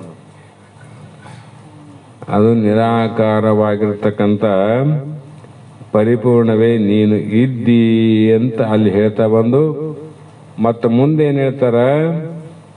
ಅಲ್ಲಿ ಅರಿವಿಲ್ಲ, ಮರವೇ ಇಲ್ಲ, ಅರಿವು ಮರವೇ ಇಲ್ಲ, ಹರಿ ಮುರಿ ಇಲ್ಲ, ಒಂದು ಕುರಹಿಲ್ಲ, ಕರೆ ಮರೆಯಿಲ್ಲ, ವಾಸನೆ ಇಲ್ಲ, ಅರಿ ಬಚ್ಚ ಬರಿಯ ಅರಿವು ಎಂದು ಎಂದೆಂದು ಪರಿಪೂರ್ಣ. ಹೇಗೆಂದ್ರೆ ಅರಿವಿಲ್ಲ ಅಂದ್ರೆ ಅರಿತಕ್ಕಂಥದ್ದು ಗುಣ ಯಾವುದು? ಸತ್ವಗುಣ. ಜ್ಞಾನವನ್ನು ತಿಳಿಬೇಕಾದ್ರೆ ಸತ್ಗುಣ ಬೇಕು, ಆ ಗುಣ ಇಲ್ಲ. ಮತ್ತೆ ಮರೆವಿಗೆ ಕಾರಣವಾದದ್ದು ಯಾವುದು? ತಮೋಗುಣ. ಅದು ನಿನ್ನಲ್ಲಿಲ್ಲ. ಅಂದ್ರೆ ಅರಿವು ಸತ್ಗುಣ ಇಲ್ಲ, ಮರಿತಕ್ಕಂಥ ತಮಗುಣ ಇಲ್ಲ. ಅರಿವು ಮರೆವಿಗೆ ಅರ್ಧಂಗಾಗೋದು ಮರ್ತಂಗಾಗೋದಕ್ಕೆ ಕಾರಣವಾದ ರಜೋಗುಣನೇ ಇಲ್ಲ. ಇವು ಗುಣ ಸಂಬಂಧ ಅಲ್ಲ, ಗುಣ ಸಂಬಂಧ. ಅದಕ್ಕೆ ಅಲ್ಲಿ ಹಿಂದೆ ಹೇಳಿದಲ್ಲ, ಗುಣ ದೋಷ ತ್ರಯ ನಿವೃತ್ತಿ. ಅದು ಅದಕ್ಕಾಗಿ ಪರಿಪೂರ್ಣವಾದ ನಮ್ಮ ನಿಜ ನಿರ್ಗುಣವಾದ್ದರಿಂದ ಸತ್ಯ ಸತ್ವ ರಜ ತಮೋ ಮೂರು ಗುಣಗಳೂ ಇಲ್ಲ. ಅರುರೂಪವಾದ್ದರಿಂದ ಅಲ್ಲೇನದ ಋಷಹವೆಂತಲೂ ದೀರ್ಘವೆಂತಲೂ ಅಂದ್ರೆ ಅಲ್ಲಿ ಉದ್ದ ಹರಿಮುರಿ ಇಲ್ಲ ಅಂದ್ರೆ ಉದ್ದನೂ ಅಲ್ಲ, ಅದು ಡೊಂಕನೂ ಅಲ್ಲ. ಅದಕ್ಕೆ ಒಂದು ಕುರು ಇಲ್ಲ ಅಂದ್ರೆ ಯಾವುದೇ ಒಂದು ಚಿಹ್ನೆನಿಲ್ಲ. ಕರೆಮೆರೆ ಇಲ್ಲ ಅಂದ್ರೆ ಜ್ಞಾನ ಅಜ್ಞಾನ ಕೂಡ ಇಲ್ಲ, ಅದರ ಆವರಣವೂ ಇಲ್ಲ. ಮತ್ತು ಯಾವ ಕಲ್ಪನೆಯ ವಾಸನೆ ಕೂಡ ಇಲ್ಲ. ಯಾವ ವಾಸನೆ ಇಲ್ಲ ಅಂದ್ರೆ ಮೂರು ವಾಸನೆಗೆ ಹೋಗ್ಬೇಕು. ಲೋಕವಾಸನೆ, ದೇಹವಾಸನೆ, ಶಾಸ್ತ್ರ ವಾಸನೆ. ಅವು ಮೂರು ಅಲ್ಲಿ ಇಲ್ಲ ಅಂದಾಗ ಏನಾದ್ರಿ? ಬಚ್ಚ ಬರಿ ಅರಿವು. ಅರಿವು ಬೇರೆ, ಬಚ್ಚ ಬರಿ ಅರಿವು ಬೇರೆ. ಅರಿವು ಅಲ್ಲಿ ಉಪಾಧಿ ಇರ್ತಾವ ಅರಿವಿನಲ್ಲಿ. ಬಚ್ಚ ಬರಿಯರು ಅಂದ್ರೆ ನಿರುಪಾಧಿಕ ಜ್ಞಾನ ಅಂತ, ಉಪಾದಿನೇ ಇಲ್ಲ ಅಲ್ಲಿ. ಅದಕ್ಕೆ ಕೇವಲ ಚೈತನ್ಯವು ಅಂದ್ರೆ ಯಾವಾಗಲೂ ಪರಿಪೂರ್ಣವಾಗಿ ಇರುವೆ ಅಂತ ನೀನು ಅರ್ಥ ಮಾಡಿಕೋ. ಆದ್ದರಿಂದ ನಿನಗ ಪರಿಪೂರ್ಣ ಅಂತ ಹೇಳಬೇಕಾಗಿದೆ ನೋಡು. ಇಷ್ಟೆಲ್ಲ ಲಕ್ಷಣ ಅವಂತ ಇವ್ಯಾವ ನಿನ್ನಲ್ಲಿ ಇಲ್ಲ ಅಂತ ನಿನಗೆ ಪರಿಪೂರ್ಣ ಹೇಳ್ತೀವಿ. ಇವ್ಯಾವನ ನಿನ್ನಲ್ಲಿ ಇತ್ತು ಅಂದ್ರೆ ಅದು ಅಪೂರ್ಣ. 99 ಲಕ್ಷ ಇವರಿಗೆ ಜಮಾ ಅಂದ್ರೆ ಕೋಟ್ಯಾಧೀಶರಂತಾರ. ನಿನಗೆ ಕೋಟಿಗೆ ಮುಟ್ಟಬೇಕಾದ್ರೆ 100 ಲಕ್ಷ ಪೂರ್ಣ ಆಗ್ಬೇಕು, ಅವಾಗ ಕೋಟ್ಯಾಧೀಶ ಅಂತಾರ. 99 ಅಂದ್ರೆ ಬ್ಯಾಂಕ್ನಾಗ ಕೋಟಿ ಹಚ್ಕೊಡ್ತಾರ ಪಾಸ್ಬುಕ್ನಾಗ. ಅದಂಗೆ ಇಲ್ಲಿ ಪೂರ್ಣ ಆದಾಗ ಕೋಟ್ಯಾಧೀಶ್ವರ. ಇದರಲ್ಲಿ ಏನಾದರೂ ಪೂರ್ಣ ಆಗಲಿಲ್ಲ, ಏನಾದರೂ ಉಳಿತು ಅಂದ್ರೆ ಇನ್ನು ಅಪೂರ್ಣ ಅಂತ ಅರ್ಥ ಮಾಡಬೇಕು. ಅಪೂರ್ಣ 1 ರೂಪಾಯಿ ಕಡಿಮೆ ಇದ್ರೂ ಅಪೂರ್ಣನೇ ಕೋಟಿ. ಅದರಂತೆ ಪರಿಪೂರ್ಣನಲ್ಲಿ ಇವೆಲ್ಲವೂ ಕಡಿಮೆ ಇಲ್ಲದೆ ಕೊರತೆ ಇಲ್ಲದೆ ಎಲ್ಲವೂ ಇದ್ರೆ ಅದು ಪರಿಪೂರ್ಣ ಅಂತ ಅರ್ಥ ಮಾಡ್ರಂತ ಹೇಳಿ ಹೀಗೆ ವಿಚಾರವನ್ನು ಮಾಡ್ತಾ ಹೇಳಿದ್ರು. ಇದು ಹೇಗೆ ತಿಳಿಬೇಕು ಅಂದ್ರೆ ಬಹಳ ಕಷ್ಟ. ಇದು ಪರಮ ರಹಸ್ಯ. ಇದು ಬಹಳ ಗುಂಭ. ರಹಸ್ಯ ಅಂದ್ರೆ ಒಂದೇ, ಗೂಢ ಅಂದ್ರೆ ಒಂದೇ. ಇದು ಬಹಳ ಗುಂಬ ಆದ, ಗೂಢ ಆದ, ರಹಸ್ಯ ಆದ. ಇದನ್ನ ಇಂಥದ್ದನ್ನ ಅರಿದ ಆತನೇ, ತಿಳಿದ ಆತನೇ ಸದಮಳ ಯೋಗಿ ಅವನು ತಾನೇ. ಯಾರಂದ್ರೆ ಅವನಿಗೆ ಯಾರು ಇಂಥ ಗೂಢ ಗುಂಭ ರಹಸ್ಯವಾದದನ್ನ ಅದನ್ನು ಬಿಡಬಾರದಿಂದ ಗುರು ಸೇವಾದಿಗಳನ್ನು ಮಾಡಿ ಗುರುಮುಖದಿಂದ ಯಥಾರ್ಥವಾಗಿ ಇದ್ದಕ್ಕೆ ಇದ್ದಂಗ ಯಾವನು ತಿಳಿದಿರುತ್ತಾನೋ ಅವನು ಮಾತ್ರ ಈ ದೇಹ ಇಂದ್ರಿಯಾದಿ ಅನಾತ್ಮಗೊಡನೆ ಎದ್ದು ತಿಳಿದ ಮೇಲೆ ಇವನು ಕಣ್ಣು ಬೇರೆ ಆಗ್ತವೇನು, ಇವನು ದೇಹ ಬೇರೆ ಆಗ್ತದೇನು, ಏನೊಂದು ಬೇರೆಯಾಗದೆ ಹೇಗೆ ಮೊದಲಿದ್ದು ಅದರಂಗೆ ಇದ್ದು ಪ್ರಾರಬ್ಧ ಮೂಲಕ ವ್ಯವಹಾರ ಮಾಡಿದಂತೆ ಕಂಡರು. ನಡೆದಲ್ಲ ಪ್ರಾರಬ್ಧ. ಅದಕ್ಕೆ ಪುದಿಯದು ಈ ಸಕಲ ಭಾವದಳು ವರ್ತಿಪರು ಎಲೆ ಚದುರೆ ಮೈತ್ರಿ ನೀನಿದನ್ನು ನಂಬು. ಈ ರೀತಿ ಕಂಡು ಬಂದರು. ಯಾಕೆ ವ್ಯವಹಾರ ರೂಪದಿಂದ ಕಂಡು ಬಂದರು. ಅವನು ದೇಹಾದಿಗಳೊಡನೆ ಸಂಬಂಧವಾಗದೆ ಕಮಲ ಪತ್ರದಂತೆ ನಿರ್ಲೇಪನಾಗಿರುವನು. ನಿನ್ನೆನೆ ಹೇಳಿ ನಾನು ಏನು ಅಂದ್ರೆ ಕೊಂಡೆ ಮುರಿದ ಚೇಳಿನಂತೆ, ಹಲ್ಲು ಕಿತ್ತಿದ ಹಾವಿನಂತೆ, ಸುತ್ತ ಬಟ್ಟೆಯಂತೆ, ಹುರಿದ ಬೀಜದಂತೆ ಅವು ಅಂಕುರ ಆಗೋದಿಲ್ಲ ಅಂತ. ಭೋಗಕ್ಕೆ ಸಾಧನ, ಹುಟ್ಟಲಿಕ್ಕೆ ಜನ್ಮಾಂತರಕ್ಕೆ ಸಾಧನಗಳು ಅಲ್ಲ. ಅದಕ್ಕಾಗಿ ತನ್ನ ನಿಜವನ್ನು ಅರಿದ ಯೋಗಿ ಹೇಗಿದ್ದಡೇನಂದ್ರು. ಹಂಗೆ ಇರಬೇಕು ಹಿಂಗೆ ಇರಬೇಕಂತ ಏನು ವಿಚಾರ ಮಾಡುವ. ಹೇಗಿದ್ದರೇನು ಪ್ರಾರಬ್ಧ ಅಂತ ಬರೆದಾರ ಅವರು. ಪ್ರಾರಬ್ಧ ನಂಬಲಾರದವರು ಈ ಶಾಸ್ತ್ರವನ್ನು ನೋಡಬೇಕು ಬರೆದದ್ದೇನಂತ. ಹೀಗೆ ಜೀವನ್ಮುಕ್ತಿ ಇವನಿಗೇನಂದ್ರು ಜೀವನ್ಮುಕ್ತ. ನಾವು ಯಾರೇ ಇರಲಿ ಈ ಭಾವಗಳು ಬರಲಾರ್ದೆ ನಮಗೂ ಕೂಡ ಜೀವನ್ಮುಕ್ತರು ಅಂತ ಯಾರನ್ನ ಡಂಗರ್ ಹೊಡೆದ್ರು ಕೂಡ ಒಬ್ಬಕ್ಕೆ ಹೋಗ್ಬಾರ್ದು ನೋಡ್ರಿ. ಒಬ್ಬಕ್ಕೆ ಹೋಗ್ಬಾರ್ದು. ಯಾಕಂದ್ರೆ ಉಬ್ಬಿ ಹೋದ್ರೆ ಎಲ್ಲಿಗೆ ಹೋಗ್ತೀವಿ ಅಂದ್ರೆ ಸೀದಾ ಯಮಲೋಕಕ್ಕೆ ಹೋಗ್ತೀವಿ, ಮೃತ್ಯು ದೇವತೆಗೆ ತುತ್ತಾತೀವಿ. ಹಾಗಾಗಿ ಬಂದಿತ್ತು ಅಂದ್ರೆ ಮಂದಿ ಅನ್ನದಿದ್ದನು ಪರವಾಗಿಲ್ಲ, ನೀವು ಮುಕ್ತಾನೆ. ನಿನಗೆ ಬಂದಿತ್ತು ಮಂದಿ ಅನ್ಬೇಕು, ಜೀವನ್ ಮುಕ್ತ ಅಂತ. ಬರಲಾರ್ದ ಅಂದ್ರೆ ತಿಳ್ಕೊ ನಿನ್ನ ಡಬ್ಬ ಆಗ್ತದ ಮಂದಿ ಅಂತ. ಇದು ಬಹಳ ಸೂಕ್ಷ್ಮ, ಜಲ್ದಿ ಹೋಗ್ಬಿಡ್ತೀವಿ ನಾವು. ಜೈ ಜೈ ಅಂದ ತಕ್ಷಣ ಭಾಳ ಜಲ್ದಿ ಹೋಗ್ತೀವಲ್ಲ, ಹಂಗೆ ಹೋಗಬಾರ್ದು. ಬಂದಿತ್ತಂದ್ರೆ ಅವ್ರ ಮಾತಿಗೆ ಲಕ್ಷ್ಯ ಕೊಡಬಾರ್ದು. ಹೀಗೆ ಇದ್ರೆ ಜೀವನ್ಮುಕ್ತಿ ನಿರೂಪಣೆ ಇಲ್ಲೇನು ಹೇಳಿದಪ್ಪ, ಒಬ್ಬ ಜೀವನ್ಮುಕ್ತ ಹೀಗೆ ಇರುತ್ತಾರೆ ಅಂತ ಹೇಳಿವಂತ ಸೂತ್ರ 8ಕ್ಕೆ ಪದ 69ಕ್ಕೆ ಇದು ಮಂಗಲಾಯಿತು ಸೂತ್ರ. ಮತ್ತೆ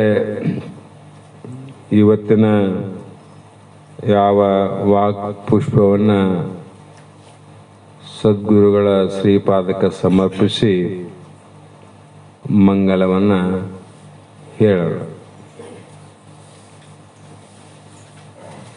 ಮಂಗಲಂ ಗುರು ಶಂಕರಾನಂದ ಮಹಾಭಕ್ತಾರುಂದ ಸಂಘ ಶರಣರ ನಿಜದ ಆನಂದ.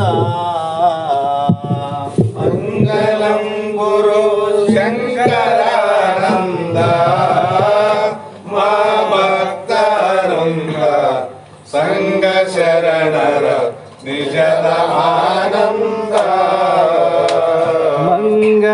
ಮಂಗಲಮಯವಾದ ಜಡಿಗುರು ಸಂಗದಿಂದಲೇ ಸಕಲ ವೇದದ ಅಂಗಮಯನೆಂದೆನಸಿಕೊಂಡು ಭೃಂಗ ಕೀಟಕ ನ್ಯಾಯದಂದಲಿ. ಮಂಗಲಂ ಗುರು ಶಂಕರಾನಂದ ಭಕ್ತವೃಂದ ಸಂಘ ಶರಣರ ನಿಜದ ಆನಂದ. ಎಲ್ಲೋ ಜನಸಿ ಎಲ್ಲೋ ಆಶಿಸಿದಿ, ಎಲ್ಲೆಲ್ಲೋ ತಿರುಗಿ ಬಲ್ಲತನದಲ್ಲಿ ಬ್ರಹ್ಮ ಬೋಧಿಸಿದಿ. ಎಲ್ಲ ಜನಸಿ ಎಲ್ಲೇ ವಾಸಿಸಿದೆ, ಎಲ್ಲೆಲ್ಲೋ ತಿರುಗಿ ಬಲ್ಲತನದಲ್ಲಿ ಬ್ರಹ್ಮ ಬೋಧಿಸಿದೆ. ಕಲ್ಲು ಹೃದಯದ ಕಾಲದೂತರ ಸಲ್ಲು ತಪ್ಪಿಸಿ ಸೆಳೆದು ಜನರ ಜನನ ಮರಣ ಬಾಧೆ ತೊಲಗಿಸಿ ಚಿನ್ಮಯಾತ್ಮ ಬೋಧೆ ನೆಲಸಿದೆ. ಮಂಗಲಂ ಗುರು ಶಂಕರಾನಂದ ಭಕ್ತವೃಂದ ಸಂಘ ಶರಣರ ನಿಜದ ಆನಂದ. ಜನಸಿ ಬೆಳೆದ ಭೂಮಿಯಂತಿಹದೋ ಘನ ಮಹಿಮಾ ನಿಮಗೆ ಗುಣವ ಸಲುಹಿದ ಸ್ವಾಮಿಯಂತವರೋ. ಜನಸಿ ಬೆಳೆದ ಭೂಮಿಯಂತಿಯದೋ ಘನ ಮಹಿಮಾ ನಿಮಗೆ ಗುಣವ ಸಲುಹಿದ ಸ್ವಾಮಿಯಂತವರೋ. ವ್ಯಾಸವರ ಗುರು ಶೇಷಾನಂದರ ಕಾಸವಿದ್ಯೆಯ ಕಲಿತು ಕೆಲ ದಿನ ಭೂಷಣಕ್ಕೆ ಭೂಷಣವ ನೆನಸಿ ವಾಸ ಮಾಡಿದಿ ಜಡಿಯ ಮಠದಲ್ಲಿ. ಮಂಗಲಂ ಗುರು ಶಂಕರಾನಂದ ಭಕ್ತವೃಂದ ಸಂಘ ಶರಣರ ನಿಜದ ಆನಂದ. ಪೊಡವಿಯೋಳ್ ವೇದಾಂತ ಒಡೆಯನೋ ಜಡಿ ದೇವನಿವನೋ ನುಡಿದ ತತ್ವಂ ಮಶಿಯ ವಾಕ್ಯವನೋ.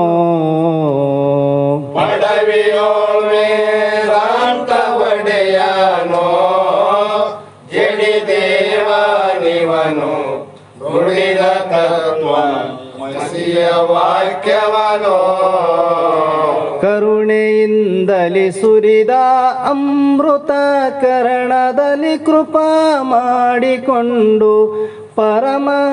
ಪರಮಹಂಸನಾಗಿ ಭೂವರ ತರಣಿ ತಾರಿಪ ನೌಕಾಧೀಶಗೆ ಮಂಗಲಂ ಗುರು ಶಂಕರಾನಂದ ಭಕ್ತವೃಂದ ಸಂಘ ಶರಣರ ನಿಜದಾನಂದ ಹರ ಓಂ ಚೈತನ್ಯಂ ಶಾಶ್ವತಂ ಶಾಂತಂ ವ್ಯೋಮಾತೀತಂ ನಿರಂಜನಂ ನಾದಬಿಂದು ಕಲಾತೀತಂ ತಸ್ಮೈ ಶ್ರೀ ಗುರವೇ ನಮಃ ಶ್ರೀಮದ್ ಜಗದ್ಗುರು ಸಿದ್ಧಾರೂಢ ಸ್ವಾಮಿ ಮಹಾರಾಜ್ ಕಿ ಜೈ ಶ್ರೀ ಸದ್ಗುರು ಶಿವಪುತ್ರ ಸ್ವಾಮಿ ಮಹಾರಾಜ್ ಕಿ ಜೈ ಶ್ರೀ ಸದ್ಗುರು